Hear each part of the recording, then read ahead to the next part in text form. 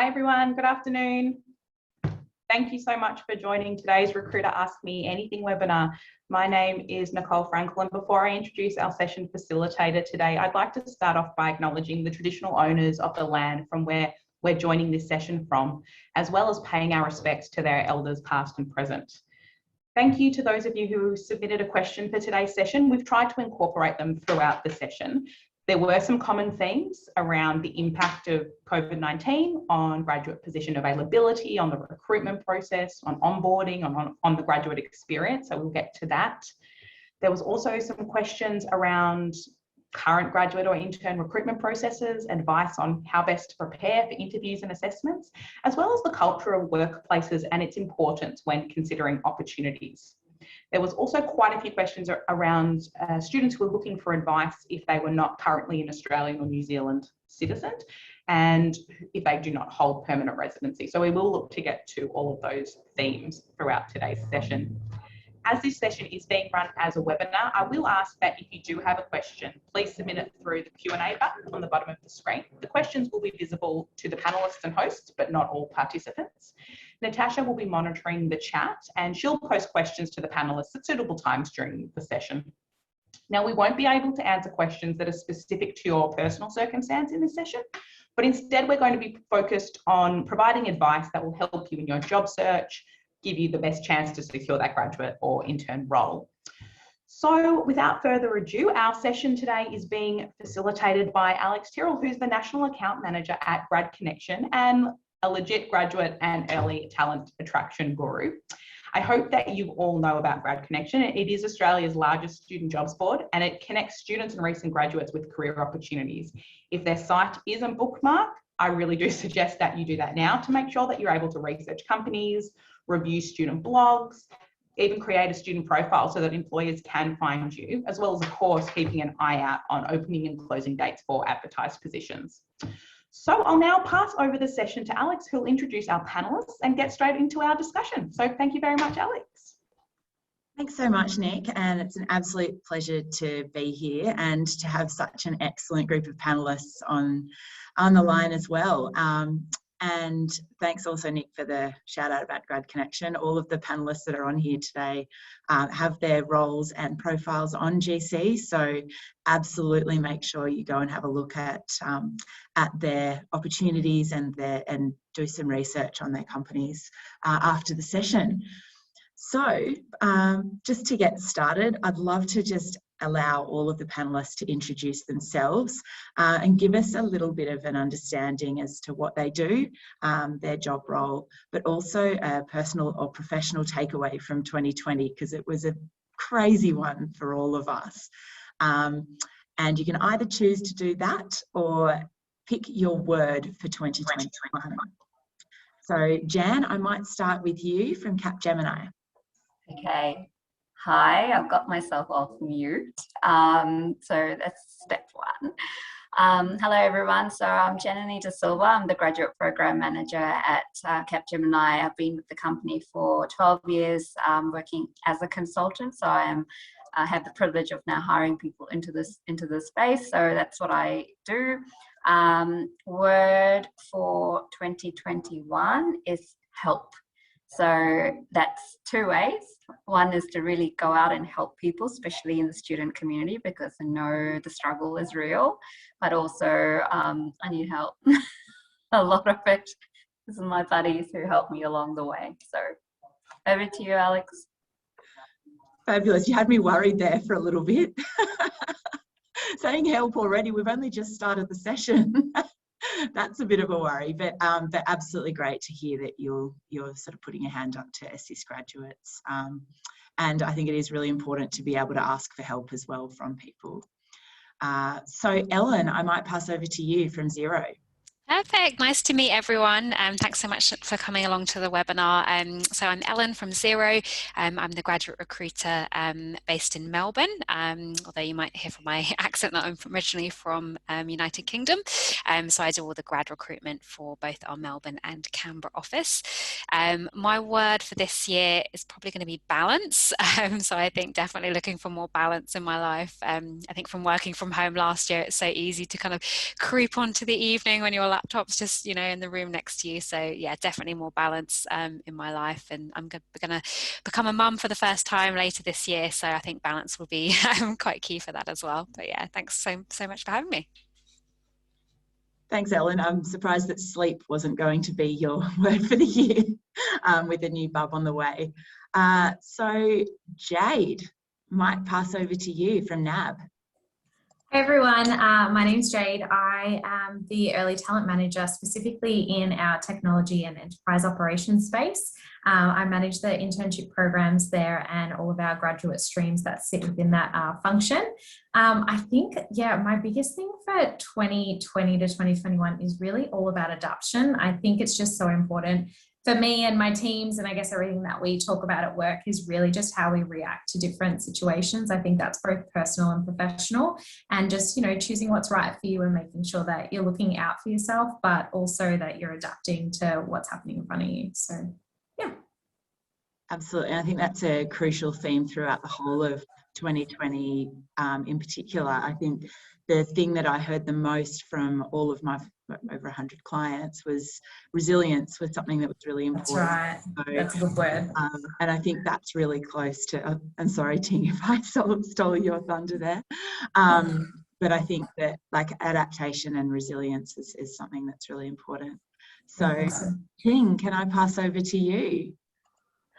Hi everyone, I'm Ting. I'm the grad recruiter and graduate experience lead at ThoughtWorks Australia. My role is to look after graduates all the way from interviews, offers, onboarding, and also the first year experience for our software developers at ThoughtWorks, and making sure that they're happy at ThoughtWorks and making sure they're learning at the same time.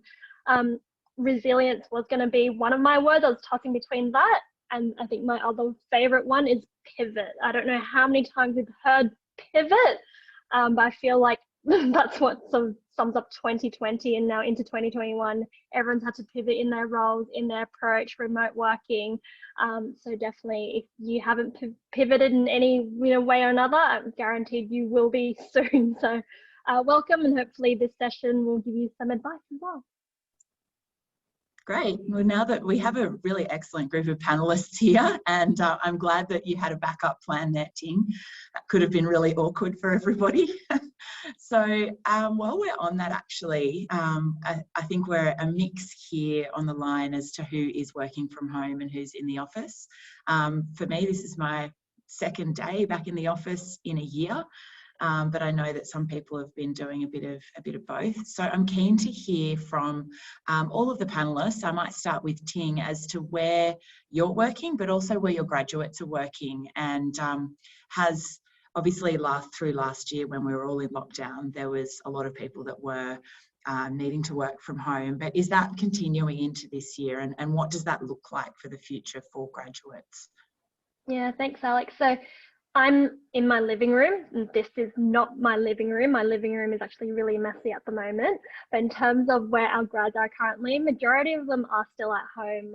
I think all through last year, we managed through remote working. It's not something that's new to ThoughtWorks. We do a lot of remote working with our clients anyway.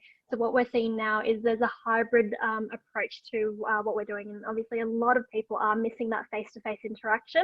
So a lot of our consultants are going back into the office maybe once or twice a week just to have that connection with people. But from a business perspective, we're not really mandating that everyone has to go back. I think the fact that it works for us is great. It means that we're able to collaborate more with our clients in terms of what they're looking for, what their needs are, how we sort of manage those processes together. Another thing that we're doing is reintroducing more social activities. I think now that COVID is improving, we're being able to get people back into the office, to have our Friday lunches together, have those monthly updates face to face, and bring back a bit of normality is where we're heading. Yeah, fantastic. And I'm certainly seeing a bit of that our side as well. We're part of Seek, and Seek's a tech company, so we have a pretty similar sort of arrangement as well. Jan, I think you've got offices all over Australia as well, so interested to hear, is there differences between the regions and how you're managing at Capgemini? Yeah, there definitely is. I'm finding that the teams over in Adelaide are mostly working from the office, so on client client side and business as usual, and it has been for quite some time.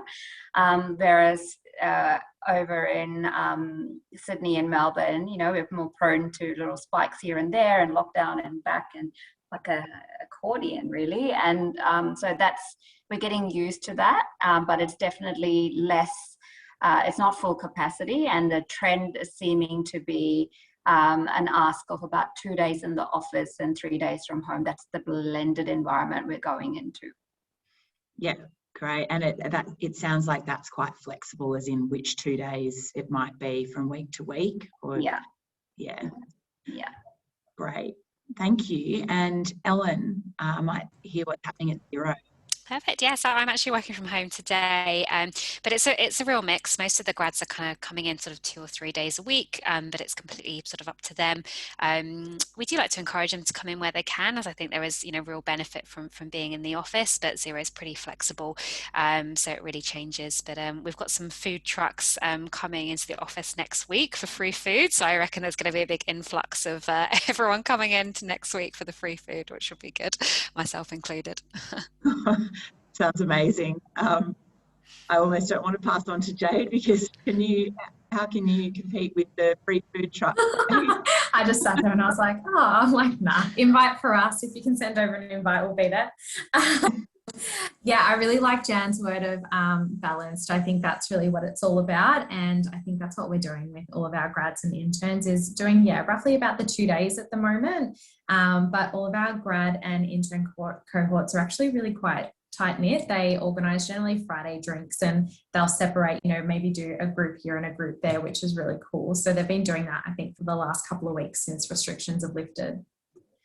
Yeah, fantastic. And I guess the sort of next question that we were going to talk about was around, you know, with people working remotely, what the impact has been on culture. And it sounds like from everyone that things have been coming back to a bit of normality now, but also there is a focus on actually doing some of those engagement activities. I might just throw to Jan to just sort of give us a bit of an overview as to what's been happening as far as engagement with Capgemini from a culture. It's a very surprising thing, especially in the grad space. Over 2020, our grad, you know, we do things in corporates like pulse surveys just to see, you know, how's engagement, where are things lagging, what do people need help on. But the engagement scores have been really high, like 9.1 out of 10, which is like an all-time high for our grad cohorts, because I think we've had initiatives in place that really has made people open up, discussions around mental well-being, support, more empathy, more listening, more leaning in. So surprisingly, that's been a real value add coming out of 2020. So it's like tighter teams, better culture. That's definitely been the observation and the impact to talk about. I don't know what everyone else's experience, but it's definitely something that, you know, like quite tangible when you can survey it, and that's the response.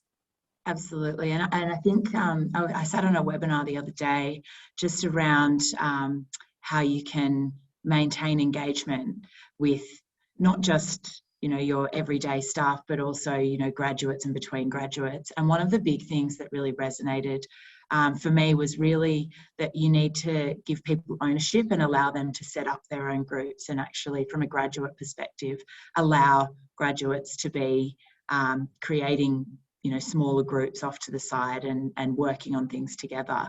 And from a graduate perspective, for all of the students that are on the line, for you to take the initiative to really create that.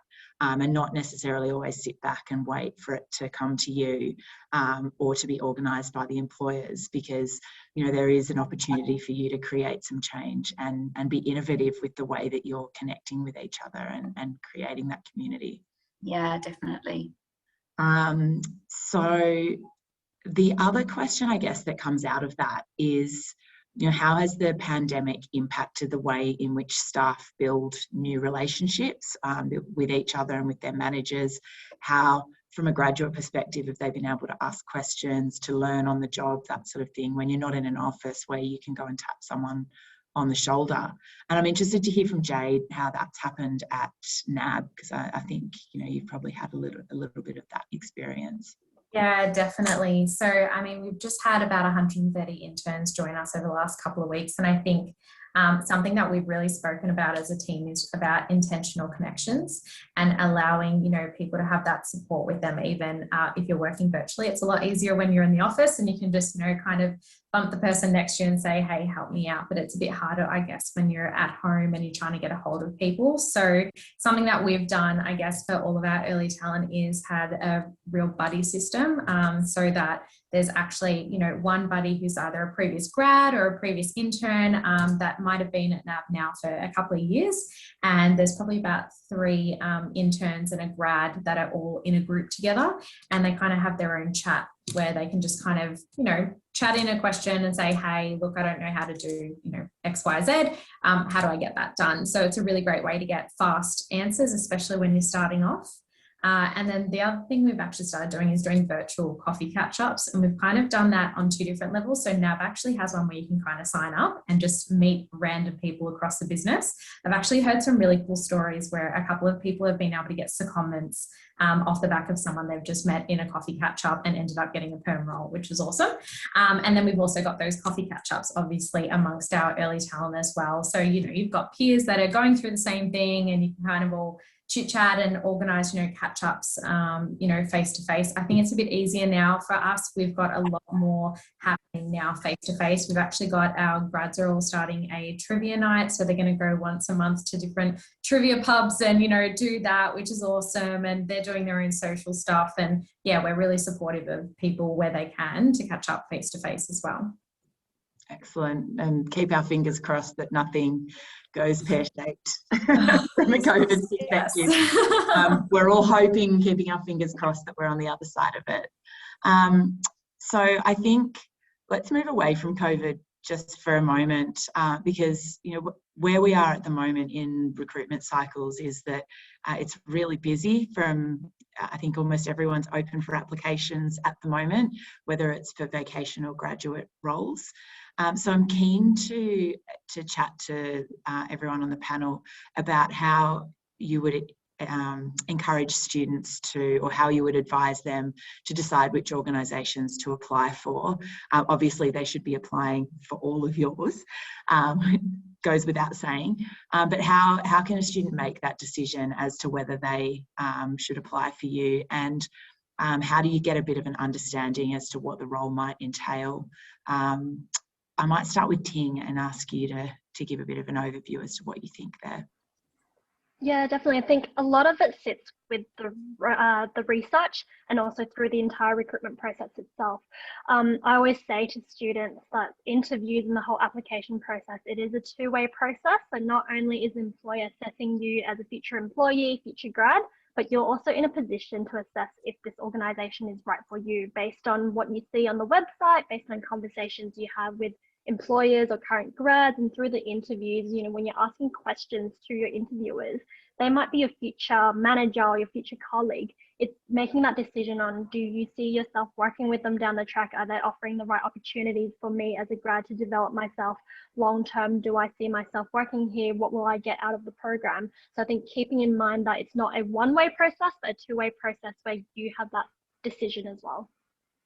I think that's a really key point there, Ting, and I think that it also might help with some of the nervousness going into that, because you're almost interviewing as much as being interviewed. So that can sort of help you actually be able to ask the right questions and be a little bit less nervous in the process, which will help you perform better. Ellen, do you have some key tips or some ways that students can decide who they want to apply for? Yeah, definitely. And I think it's so important to kind of put some thought into that before you start applying as well, because obviously, you know, the application process, you know, it's very time consuming, so you don't want to kind of spread yourself too thinly. So really think about what kind of environment is right for you. You know, some are more interested in more of a corporate environment, others are more interested in kind of a startup. And, you know, there's pros and cons to both, and different personalities suit different types. I know that's kind of hard to potentially get your head around when you haven't worked anywhere before. So the best way to really do do that is just to chat to people in different companies, you know, whether it's kind of friends or relatives or just people you know, just to get a sense of how they enjoy working at a company.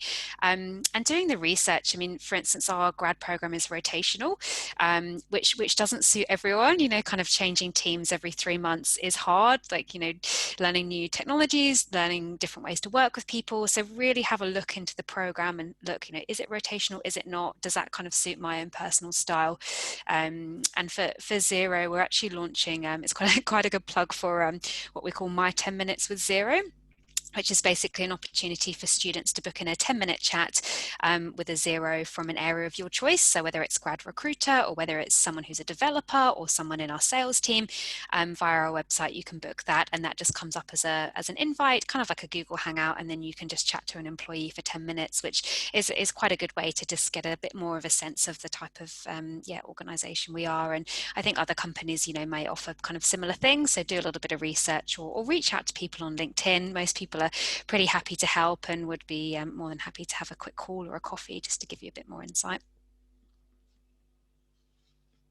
Oh, you're on mute. I knew there was going to be a moment when I would not take myself off.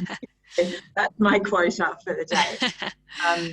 I think that's actually a really good point as well, because not all students necessarily are connected into people in the corporate environment or in the field that they want to go into. So an option like your 10 minutes with Xero, or even going to a virtual or in-person career fair and actually making the effort to have a conversation with someone and ask them questions about themselves and about why they like working there and that sort of thing is really critical in this, to sort of help you make the decision as to whether that's where you want to work. So I might pass on to Jade. What would you suggest? Yeah, I really love what everyone shared so far. I think just one extra thing that I'd probably throw into the mix is really thinking about the sort of culture that you want to work for. Culture really makes up, you know, how you feel when you walk into work every day. And I think that's so important. And, you know, some of the things you've got to think about, like what's important to you. So is, you know, community involvement important? You know, what does the organization that you're applying for, how do they get involved with the community? Do they have volunteering opportunities that you can get involved in? Do they, you know, support maybe charities that you like to do? Are they really driven with, you know, training and development? I know for now we freely allow people to get accredited with AWS and Azure, and that's, you know, people who are looking to get in, I guess, a cloud career pathway. That's really important to them. So I think just doing, like, I think it was it Ting? Sorry, I think you might have said it's really important about doing your research up front and seeing what's available. And I think seeing what opportunities are going to suit you throughout your career is a really great start as well. That's great, thank you. And I might just give Jan an opportunity to add on to that, if you have anything there, Jan. Yes, I think just one more thing. I mean, all those guidelines are so effective and really important, and things that I wish I had when I started my career. I think if you all can take some time to work out what your own values are, your personal values, it's really important to dive deep to see what makes you happy, what gives you joy. It sounds fluffy, but if you actually spend time to work out whether, you know, corporate sustainability is really important to you. Is it important to you that your workplace doesn't you know, advocate for people or support people who may be you know, proven to be sexist and or represent people who may be in the wrong side of the law, you know, if you're going for legal roles. You know, what are your values?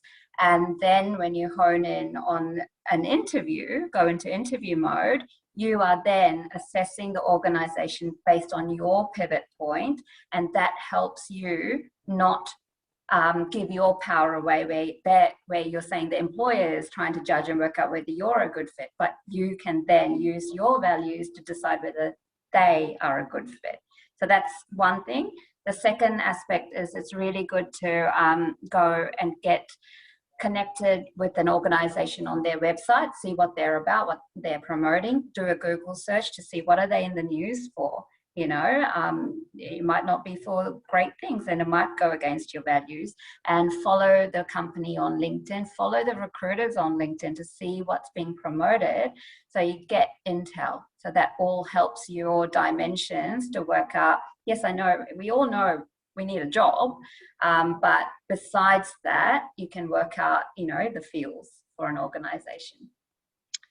I think that's a really good point, Jan, just about particularly about understanding where that company might have been in the news, because you know, we have a question a little later on about how you stand out in the recruitment process, and I can pretty much guarantee you that reciting their company website is not going to help you stand out, but finding something that was in the news about that organisation recently and having something to say about that will make you stand out. So there's kind of a couple of ways that you can sort of tailor that and help work out, firstly, where you want to work, but then secondly, work out, you know, how you can stand out and make yourself the most appealing for that organisation as well. So I'm going to ask a really tough question of all of you, because we all know that grad positions and vacation positions are quite competitive. So I'm keen to understand specifically on IT roles, how many applications per position you might receive. And that'll sort of give us an idea as to how competitive it is to get into those opportunities with each of your organisations. So Jade, I might start with you. Can you give us a bit of an understanding? Yeah, of course. So I guess with our internships, so we had about 130 roles. We had about 1,150 applications. So it was around about 12% of people were successful in that. If you look at our graduate program, we have, I think, maybe about 60 or 70 spots this year, and our applications are generally around 7,000 to 8,000. So that's around 1% actually make it into the graduate program. If we look specifically and drill down into IT in the graduate program, we probably have about 2,000, I would say, of them would be within either our security, data science, UX and UI, and also software engineering. And yeah, there's probably about, I would say, 15 spots available. So yeah, again, you're looking around about 2% there. Great. And look, this is not to freak everyone out. It's just to give you a bit of an understanding as to what the opportunities are, and also sort of how difficult it is as well to be able to have to make decisions from a recruiter perspective. And so I guess to keep your head up, if you aren't successful in one, that perhaps, you know, you can try elsewhere. So I might pass over to Jan. Can you give me a bit of an understanding what it's like at CAP? Yeah, so last year we had about 4,700 applicants for what became 30 roles. Now, must say what happened is in just really quickly in industry, what happened is everyone just went, oh, what's going on? Pulled out our key projects, and then therefore we weren't going to be able to get paid, and then we had to kind of go freeze on hire. We still had the program, still hired like less, you know, it's barely 0.6%, so less than 1% we hired. Good news is things are picking up massively. Like I'm literally in the next 3 weeks, I'm going to be calling the people who, of the 4,700 who we didn't get through the door, I'm going to be calling them and going through another assessment to get them in before April 19th. So that's the good news, with the view to now open up another application in the next few months, and then again end of the year. So massive shift from last year, so we've got massive demand this year, so things are good. And just because you don't hear back from an organization doesn't mean people like us don't have your CV on profile. We do, we've got it, it's in a folder, it's sitting there waiting, and so the strategy is really to call you back. So don't be dismayed, it's looking really positive. Yeah, and I can, you know, I work with a lot of organizations in a similar space, and I can certainly see that there are organisations that did perhaps kind of press pause or lowered numbers a little bit last year, and the economy is doing a lot better than what they were thinking it was going to, with all the doom and gloom. Yeah. So there's certainly some more opportunities coming out, and even some, you know, some organisations are actually starting some of their grads earlier So they're saying, okay, well, we've got some roles ready to go in May, apply, and then we'll get you straight in, so you don't have to wait till the following year. Yeah, that's actually us. We've started like a handful earlier as well. So that's because there's work that you didn't think was going to be there. Okay, so Ellen, pass over to you. Cool. So yeah, we had about 2,000 applications last year for all our grad and intern roles, for around 20 spaces, and we predominantly pretty much hire tech. So I think out of those 20, about maybe 17 were within tech roles and a couple were outside of tech.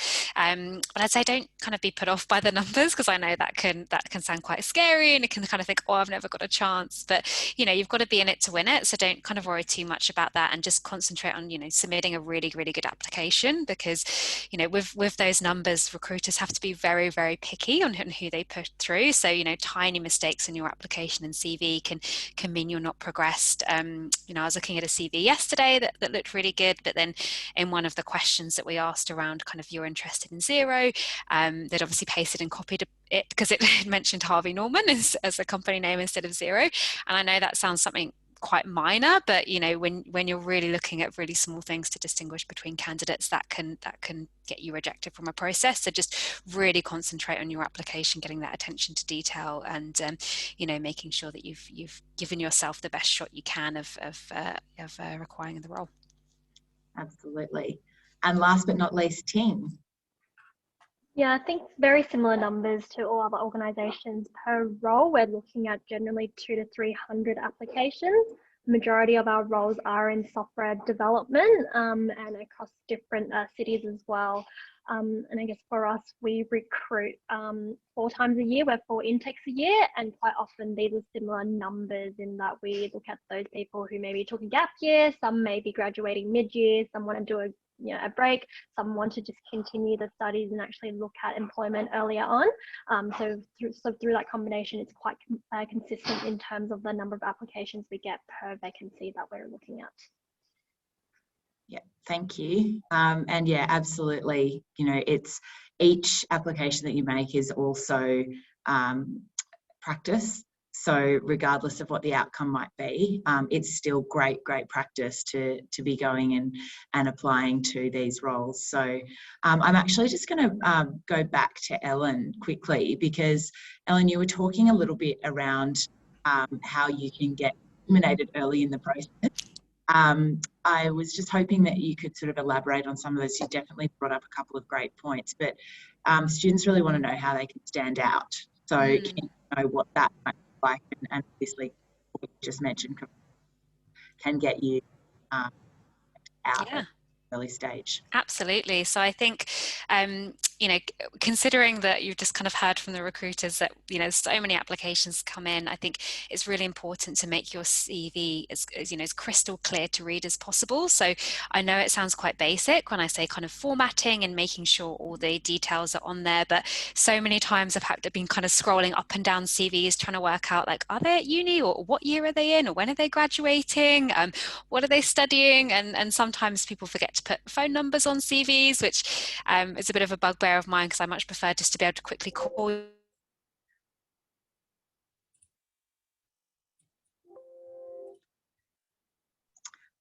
I'm wondering if that's just me that Ellen's frozen for. It's frozen. Oh no. And this is something that always happens in these sorts of forums. So let's go into our resilience and bouncing back. Ellen, I think we've got you back now. Oh, am I back? You're back. Oh, sorry. It says my internet's unstable, so I might just quickly try and rejoin the meeting. So if you want to pop to someone else, and I will be back in 2 seconds, if that's okay. No problem. I might throw to Jade. Yeah, I think just going on from, I guess, what Alan said is, it's really important to make sure you're applying, make sure you're actually having a read of your CV and kind of, taking that step back and saying, if I was receiving this CV, what is standing out to me? What is going to make someone go, yeah, I'm going to make sure that this person gets to the next stage.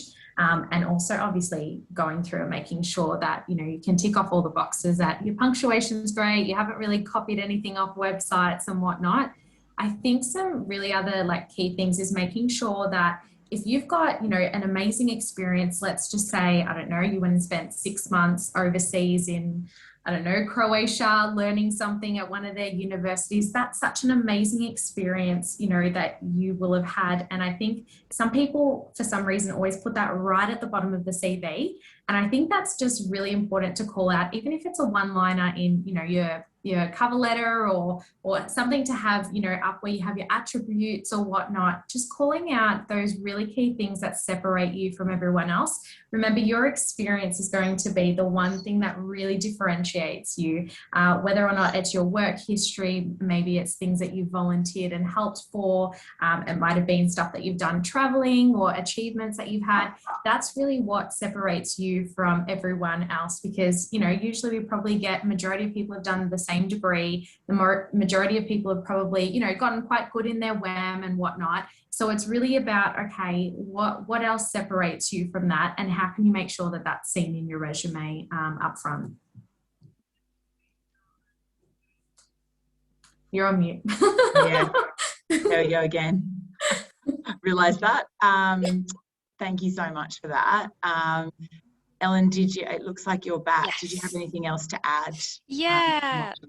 Yeah, really good points from Jade. And I think just a couple of things I was going to add. You know, if it's tech roles you're applying for, we love to see a link to a GitHub profile.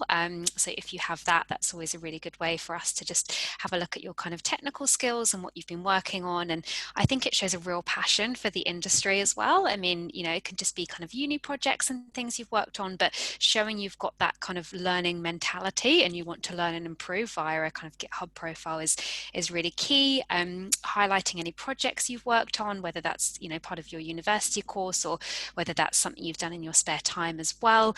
And I think just tailoring your applications. So, you know, with all the companies, you know, we're usually quite detailed in terms of the skills we look for. So, for instance, you know, if you looked on Xero, you could see that problem solving was a key sort of skill that we look for. So, you know, if you have that skill, that would be awesome to really highlight that on your CV to say, you know, not that just you have problem solving ability, but how you've gained it and some examples. So just kind of tailoring your CV slightly towards kind of what companies are looking for, I think is a really good one to make yourself stand out.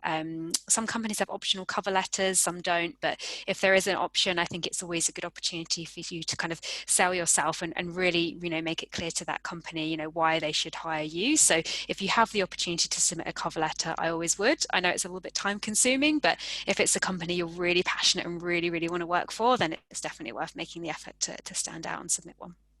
Absolutely. And also in that cover letter saying why you want to work for that specific organisation as well.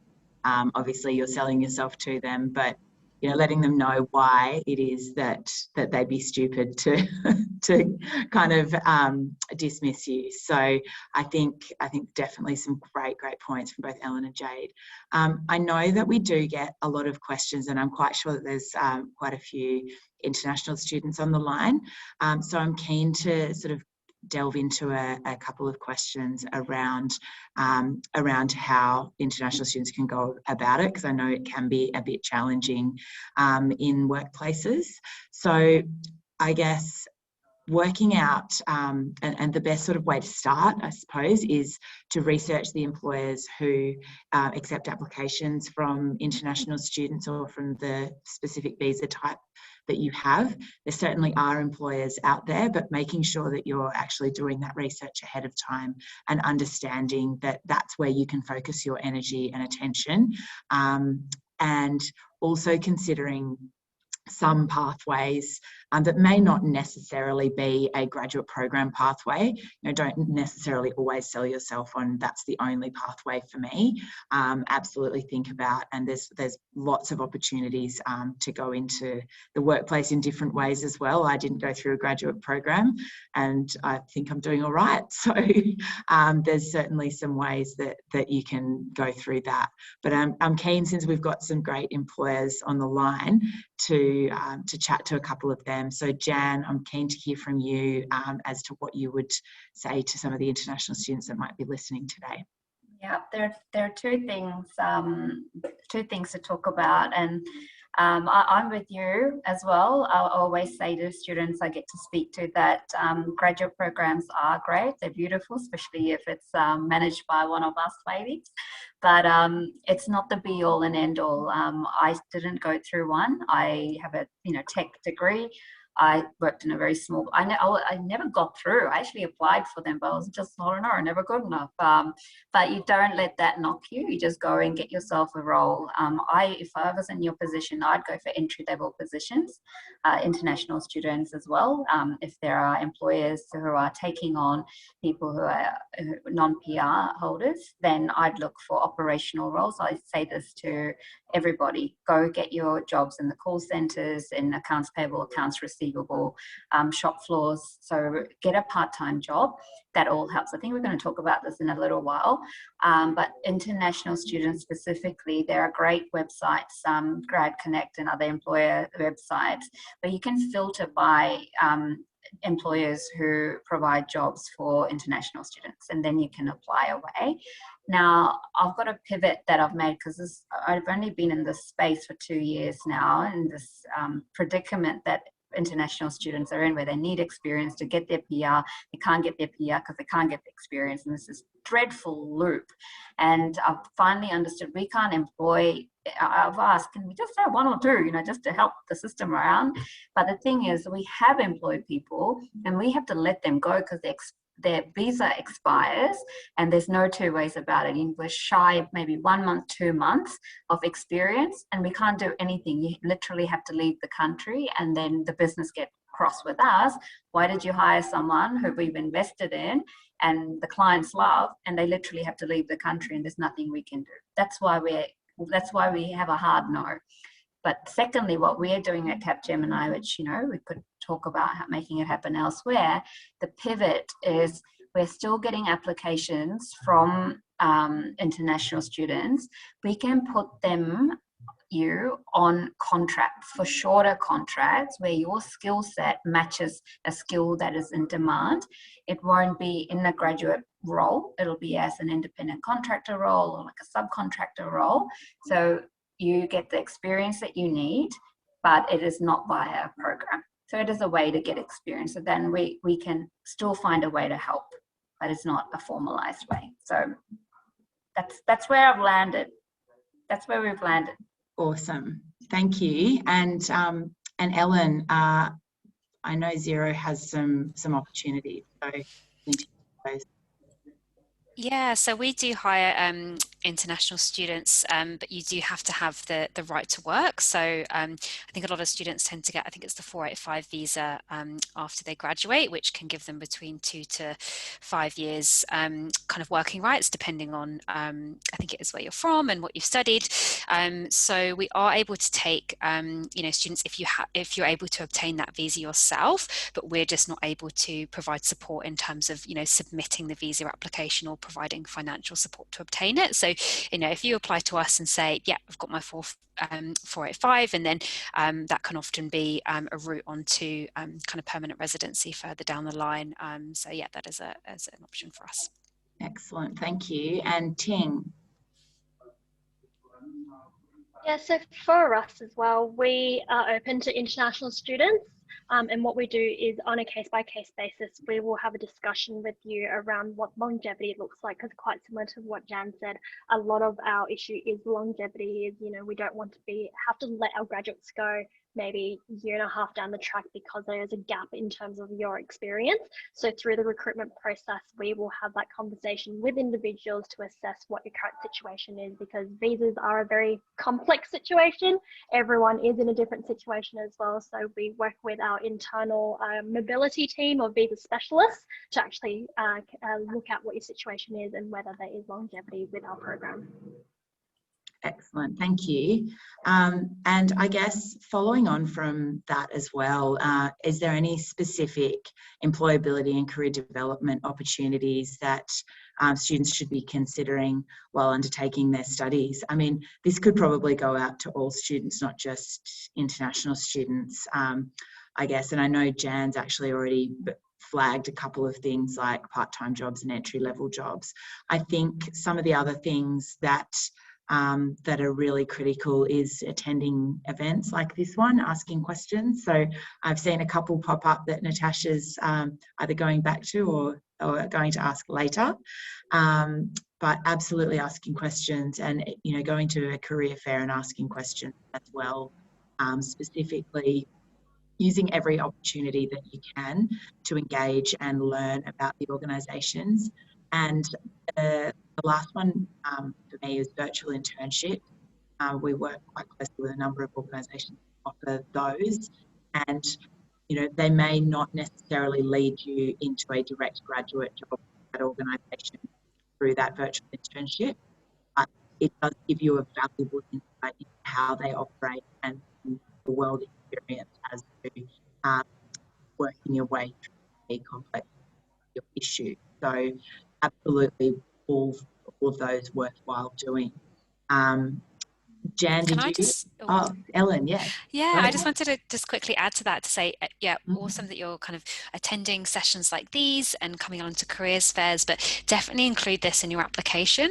So, if on the application form it's asking you where your interest is, you could say, I attended the Ask the Recruiter Anything panel and heard whoever speak, or I went to your careers fair and I spoke to one of your reps. So definitely I know it's hard because you probably go to quite a few different sessions and events and careers fairs. So just try and keep a note of who you speak to from what company. So then if you do end up applying, you can sneak that in or put that in the application form, because we love to see that. It just shows you're really engaged and passionate about the company. So don't be afraid to include that as well.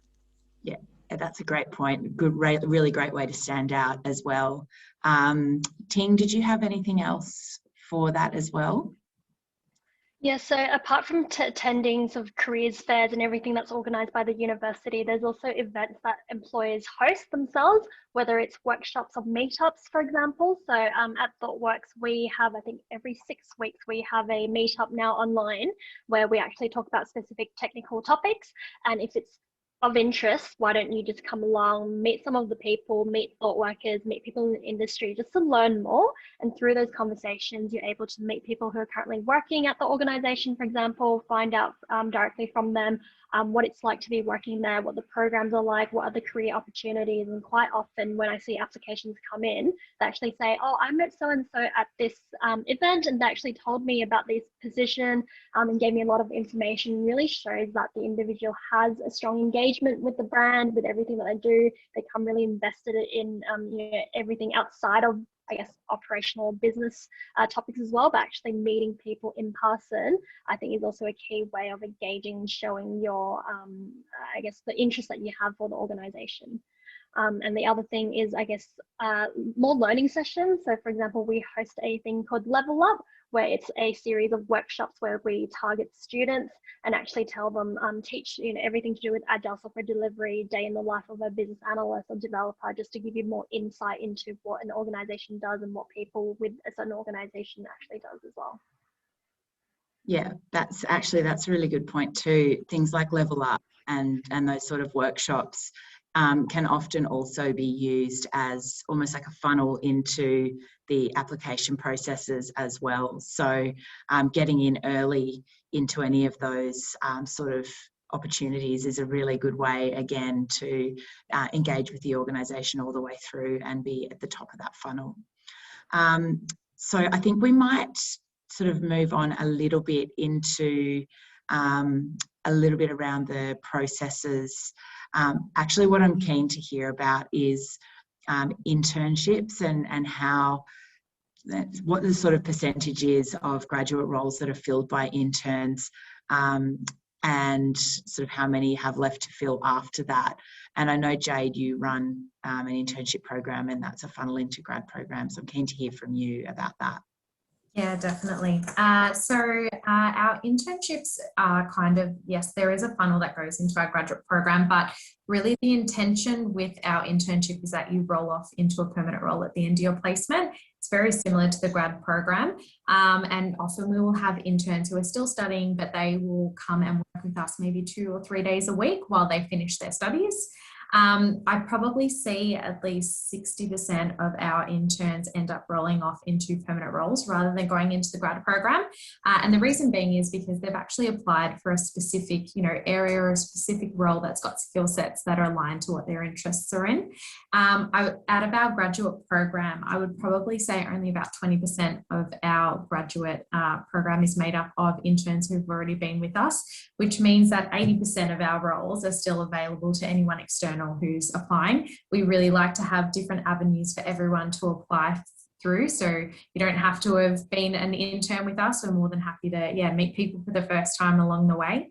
We've just had our grad applications open this week, so we've got a bunch of spots available, so I'd love to see your applications. Just a sneaky plug in there. Just a sneaky little. And Ellen, I know you run an intern program as well. Yeah, ours is slightly the opposite of Jade, which is quite interesting because most of our grad roles, well, I'd say around 60% of our grad roles get filled from the internship, and then we hire roughly around kind of 40% kind of brand new grads coming into the company. But for our interns that were with us this summer, we actually were able to offer 100%, so all of them a grad role, which is really, really awesome. They all really excelled. So if you are a penultimate year student, I think doing an internship is a really good way to kind of, I guess, for you guys to kind of suss out the company a little bit, like try before you buy. Is it somewhere that I'd like to potentially work for a grad program? And I know grads who apply directly, I love to see, when people have done different kind of internships as well, is always, always good to see. Yeah, excellent. I might move on just for a moment as well, just around the structure of some of the other programs. And I might start with Jan around your graduate program, how it's structured and what can students expect. Sure. So ours is not a rotational program, so that's a little bit different to what you might normally hear. So we hire directly into a business line, and the structure is that it's a 12-month program, non-rotational. So you're hired as a cyber grad into the cyberspace, or a change management grad into a change management space. And then the learning and development is front-loaded. So there's like a month of intense training to get you all on a level playing field. So we might hire an optometrist or someone who's not in a tech background into a role, but might also have techie. So just trying to, get all the lingo on a even playing field. And then it goes into action learning, shadow learning opportunities. So depending on your business lines and the projects, that's where the variability happens. But the general construct is that we pivot on learning and development, executive coaching, internal initiatives that happens for grad. That is what the structure is across the 12 months. But then the learning and the project work is what is different. Depending on your business line that you sign up to. So pretty much after 12 months, there's a graduation. You automatically get promoted to the next level if you met all your KPIs. And then you're a fully fledged consultant, and we still look after you. We still have a loose eye on you, but you pretty much carry on. So it's something that I've noticed is people aren't savvy with whether they are still employed after the 12 months. So it is. So as soon as you're offered a graduate position, you're employed by the organization, throughout. It doesn't end like an internship. So that's how we roll. Yeah, and I think a lot of organisations will work like that. And the way you sort of need to approach your graduate role is that you are there to, if you're good, regardless of if it is a contract role or not, you will most likely get found another space within the organisation if you're making a great impression and meeting your KPIs and being a good worker. So I guess really going in with that sort of positive attitude, and regardless of if it's a contract role or if it's a permanent straight into the business role. Ting, how much structure is in the ThoughtWorks program, and how does that work? So we've got some sort of structure, but we don't have structured rotations within our program. So when you join us as a graduate, quite similar, you are a full-time permanent employee from day one. But with your first 2 months with us, it is all about learning and your induction. So the core of our program is called ThoughtWorks University. And that is now currently done online. It used to be overseas in India or in China. It is now on Zoom, unfortunately. But over the 7 weeks, you go through a training program where our experienced consultants will teach you everything to do with agile software delivery, what it means to be a consultant, how you collaborate, how you work with clients, and you will be working within a project simulation environment where with other graduates who are developers, business analysts, you will work together to build working software from day one. Once you complete that training, you join our consultant pool within Australia, and initially, just to ease you into things, we will place you on different client projects where you will act as a shadow initially. So taking all the learnings from ThoughtWorks University, but seeing how it gets implemented on a client engagement. And once we know that you're more comfortable, you've settled in, we'll then turn your role into a billable consulting role and you'll start consulting with those clients. And in terms of your progression from there, a lot of it is based on different project opportunities. So we don't have set project opportunities to say you will spend 2 months within healthcare or 2 months in government. A lot of it is based on what's in the pipeline for the business, but it's about putting your hand up to say, hey, I want to have a go at a government gig. I want to have a go at a transport gig. I want to have a go in this language, in that sort of technology. And it's through that project exposure and experience, you build your technical capabilities. And I think in terms of your career, it really is where you want to take yourself, whether you want to stay as a full stack developer, whether you want to specialize in data science and cybersecurity, it is completely up to you. So some structure, but not fully structured. Yeah, cool, thank you. And I'm actually just have realised the time, but we do have a little bit of extra time here. So Ellen, did you want to just quickly take it through what yours looks like? Sure, yeah. So for our tech program, it is quite structured. So it's rotational. So that throughout the year, you'll spend 3 months across 4 different teams. So the idea is that you work in a full stack team, front end, back end, and then the fourth can be, something of your interest, maybe data reliability or app development, whatever it is that you're interested in. So that's quite structured for the technical programs. For our non-technical programs, so kind of graphic design, those types of areas, they tend to be a lot more kind of flexible. So you tend to stay in the same type of role and area and do more kind of project-based work. So it's a little bit of both there. Excellent. And just quickly, Jade. Yeah, ours is quite similar to Alan's. We've got 2 rotations that we do for 7 months. And we have a month where any of our grads can essentially pick anywhere at NAB where they want to go and do a placement for about 4 weeks. So they want to go out to Agri and go out to the farms and meet all of our, our customers out there, and that they can go along with the business manager. Or if they want to go somewhere specific, that they've seen but not had the opportunity to do a rotation, they can do that there as well. But I guess alongside that, we have a huge training and development program which continues week after week. They can come to peer-to-peer sessions. They get a lot of senior leadership exposure. We have a lot of our, ELT come along and really have a chat to them, get to know, what their thoughts are on the teams and things that they can already see, that might need change. Our senior leaders are really heavily invested throughout their placement or the grad program in hearing their thoughts. And that's why we, hire them, is because they're bringing fresh new thinking and whatnot. And then we've got obviously all of our adapted training depending on which stream you're in, which is suited specifically to whether it's technical or finance or business. Excellent, thank you. Now that we've talked quite a bit about program structure, I'm keen to sort of move a little bit into recruitment and what the processes look like. And Nicole has very kindly told me that we can go a little bit longer than 5:05, which was when we were going to finish. But please do keep asking questions in the chat. I know Natasha's been onto those as well. So I'm going to just jump to sort of experience and how you can sell yourself, I guess, in the process. We had one question come through that was, I don't have any professional experience. I've just worked in customer service roles. How can I sell myself?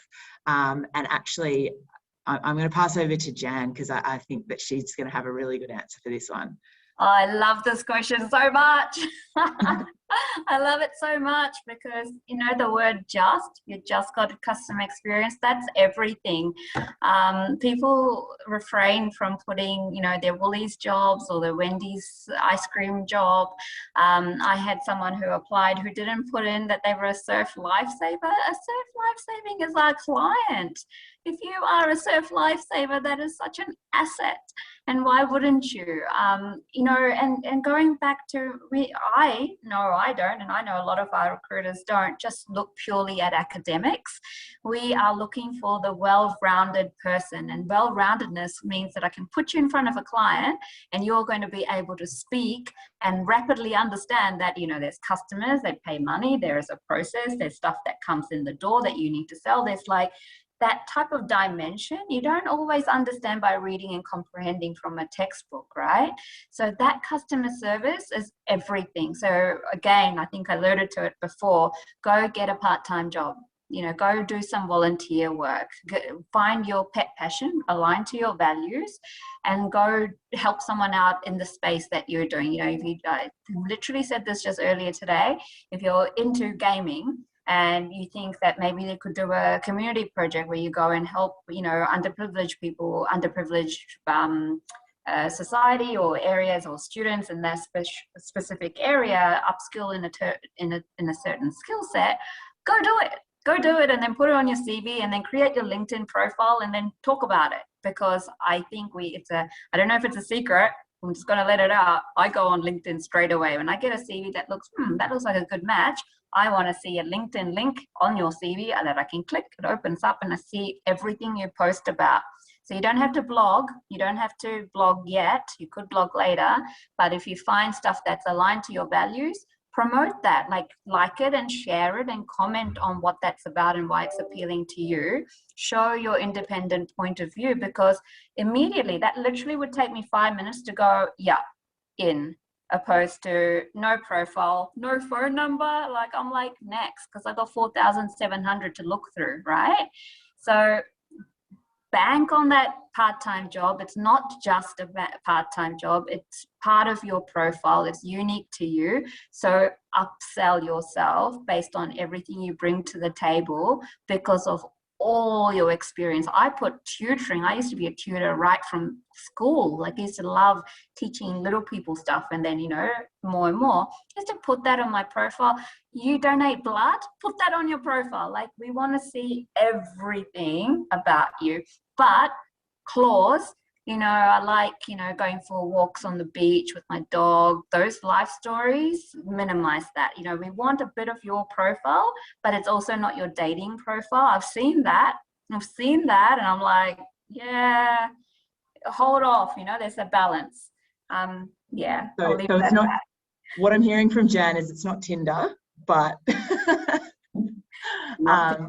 oh, speaking of it, your LinkedIn photo, I don't know if I'm just old and cynical, maybe I am, but please make it not your Insta or Facebook profile. Make it a nice, clean, you know, good headshot, looking profesh, you know, not like, I don't know, am I being old? I don't know. I'd agree with you on that one. My husband thinks I'm very judgmental. I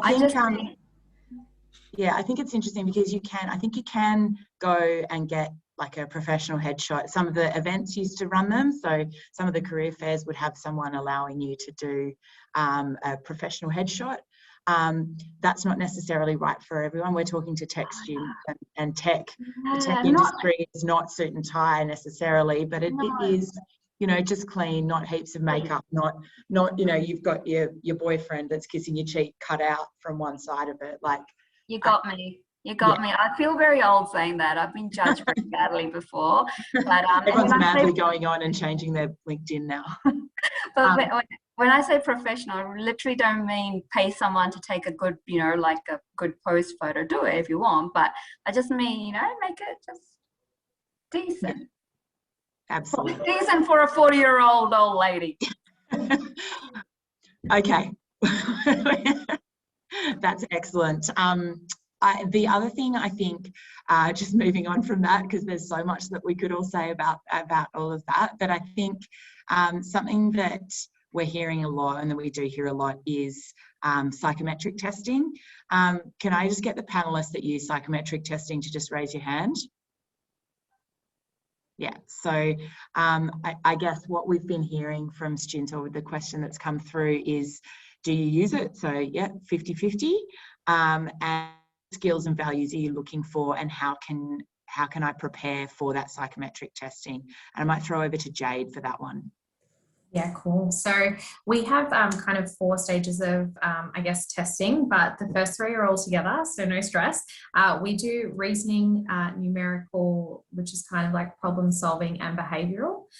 Really, each of these are about analysing a couple of, I guess, skills that we find really important, and I'm sure the others will agree. You know, problem solving is probably one of the biggest things, and it's really about how you look at a problem and go about analysing that. So sometimes you'll see those like little squares and little circles, and we've got to follow them all the way around and whatnot. But what it's actually doing is allowing someone to look at a problem and, you know, assess and take some time to think about, okay, what's the next thing in this sequence, sort of thing.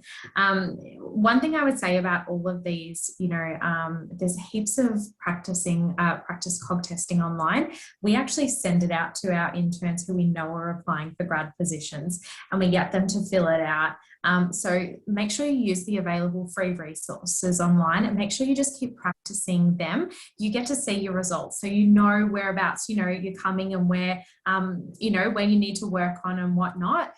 Some of, I guess, the behavioural things we look for, you know, we look for people who are, you know, happy to lead people. They're great communicators. They're people who can adapt to change. They have compassion and empathy. You know, that's really important when you've got customers and you need to put yourself in their position in order to understand, you know, how you can develop something or work towards creating one of our products and services that's really going to suit them. So we look at, I guess, all different aspects, but I think they're probably the main things at NAB that we look for. But again, all of that practicing is available online.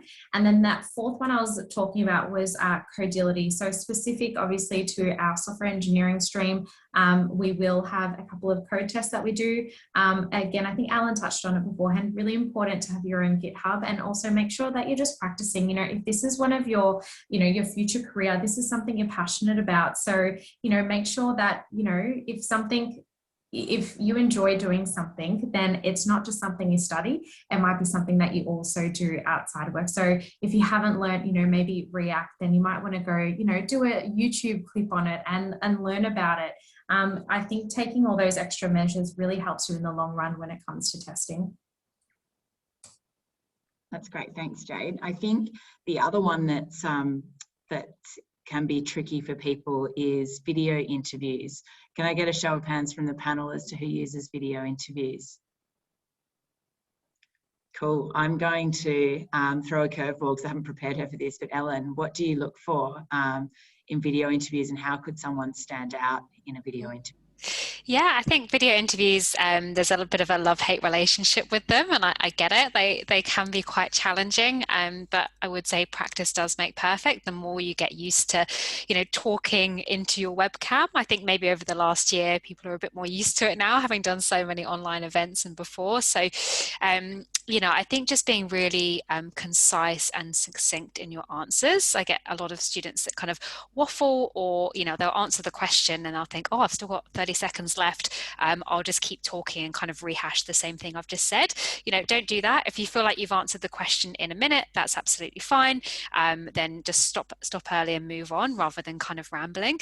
And just being able to think about how you can really articulate your motivation for the company. Most video interviews will usually start with a question of, you know, why Xero, or, you know, why the role. So, you know, practice being able to really give a good answer and make it quite specific, so it's not just a generic, oh, it kind of looks like a good opportunity and my friend told me I should apply. You know, point out things that you've read about in the job spec, or that you've spoken to a recruiter about, and just be as detailed as you can within the time limit.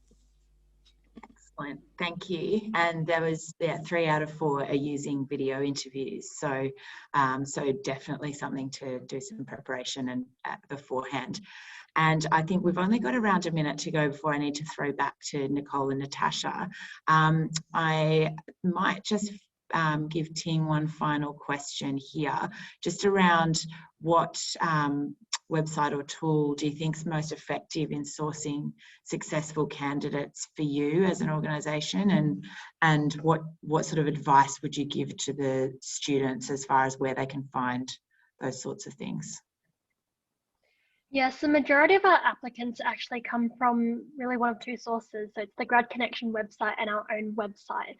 And so we've looked at sort of the content on there, and the main reason for that is the type of information that's available for students on both of these. So on Grad Connection, we have a lot of information specifically about the Australian graduate program. We've got profiles from our own developers talking about what their day looks like, what their journey has been like. There's a lot of information about our culture, some of our programs. There's a video on there as well that sort of highlights a graduate developer's journey as well. So that's a lot of good information for students when you're researching an organisation. On our own careers webpage, we also have our graduate page, but because it's a global page, it relates to students across the world. Ours is a global program, so it's good just to get that perspective from our own website in terms of some of the other initiatives that we're running globally, some of the workshops like I mentioned before, such as Level Up. It talks about some of the other work that we're doing in the community, so really beyond the graduate program, but finding out more about the organisation. So I think if a student is looking for information about both the company and also the program and the opportunities, definitely look at multiple sources so that you get all the information that you need and not just targeting one. There's so much information that employers put out there now. There's definitely a whole heap of information that you can utilize within your application and your interviews. Absolutely, thank you. And I've actually just had a little flick over from Nicole that's actually not our last question. Surprise, everybody. There was one other question that's come through the chat. Was we know that employers look for communication skills, teamwork, and interpersonal skills, but what are the skills that are harder to find that really set candidates apart? I might ask Jan because she's off mute. I am off mute. I thought you said I got to take myself off mute. Can you just repeat the question for me, Alex? Sure. We know that employers look for communication skills, teamwork, and interpersonal skills, but what are some of the other skills harder to find that really set candidates apart? Oh, okay. You broke up a little bit, but I think I got the gist of it.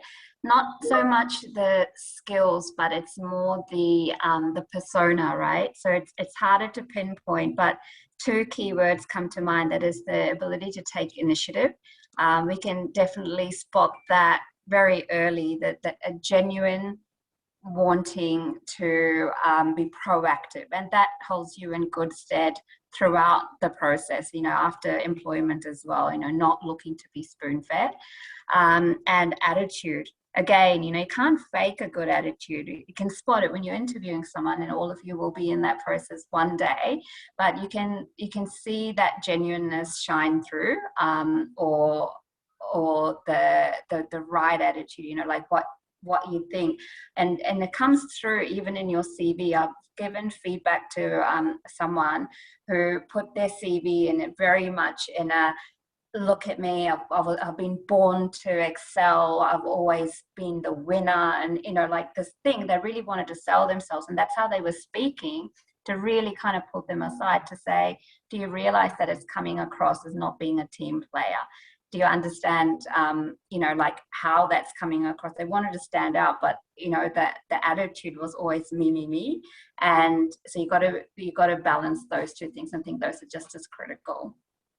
Great, thanks so much for that. And on that lovely note, I might pass back to Nicole. I think she and Natasha might have some things to cover off. But before I do, thank you so much to all the panellists. You guys have been amazing. Some really great feedback and answers there for students, and I really encourage students to really take all of that on board. And obviously apply for the programs for all of the Capgemini Xero, ThoughtWorks and NAB. So thank you very much, and thanks Nicole for having us. No, thank you, Alex. Thank you for chairing that session. I think we could probably all talk for hours on these topics. There are so many questions to cover. There is so much insight and advice that we could probably talk for hours. But I guess, firstly, thank you. Thank you to all the panelists. Thank you for sharing your honest opinions about those questions. I think that what we have shared is very valuable, and I do second what Alex has said, and I hope that everybody's taking it on board. What was interesting for me, if I was to wrap it up, was the theme of practice, preparation and research through all the areas that we covered.